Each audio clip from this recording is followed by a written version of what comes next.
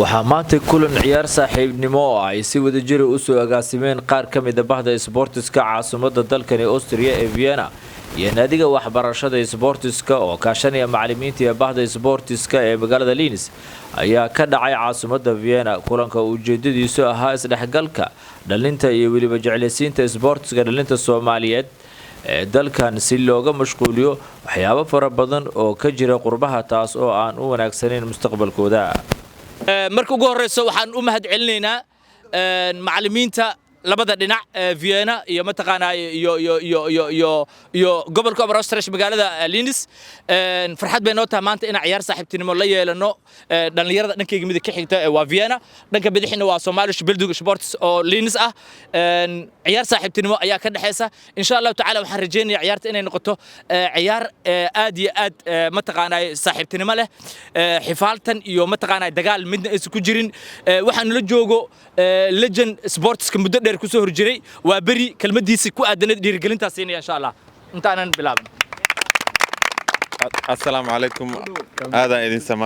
إذن سلامة دمانتين ملك الصوت جوكتين عيرتويدا هل كان اسكو قلت مادة جروب كسعود اللينس جروب كسعود غير فيينا بروني جوا صاحبة نيمو إسبرشو وذا جرواي marka waxa muhiim Browning in la ciyaaro fair play oo Browning wanaag inuu qofka aggressive noqonin inuu qofka uu noqdo qof nidaamsan marka waxa idin ku dhiirigelinaa Browning wanaagsan inaan dheeshiin Browning oo muddo dheer noo sii jiro waya waxaan rabaa marka inaan ku hormarno labada kabtana u gudbeynaa inaan ku hormaro kabtanka kooxdan Vienna oo ninka mataqaanay soo dhaweynaya mas'uulka ka koox ku soo dhaw gudoomiye waa dhawahay soo dhawaada reer Linz gacmo furan iyo wajhi furan idin soo dhaweynayna insha Allah waxaan rajaynaynaa inuu ciyaarta noogu dhamaato nabad soo dhawaada waya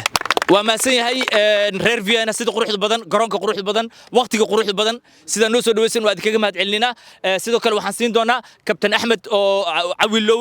ogyahay oo kabtanka kooxda reer Linz kabtan ku soo dhawo الحمد لله horta waxa ilaahay mahad u sugnaatay maadaama inagoo dhalinyaro halkaan isugu nimi waqtina ku wada qaadanayno iskuna baranayno kubaduna waa isdhexgalkana kama soo hadho waxaan doonan lahaa aan ku soo koobi lahaa hadalka in kolba keena laga badiyaa waa keenii kala oo kubad qurux badan ay soo bandhigno aynu madaxa isu salaaxno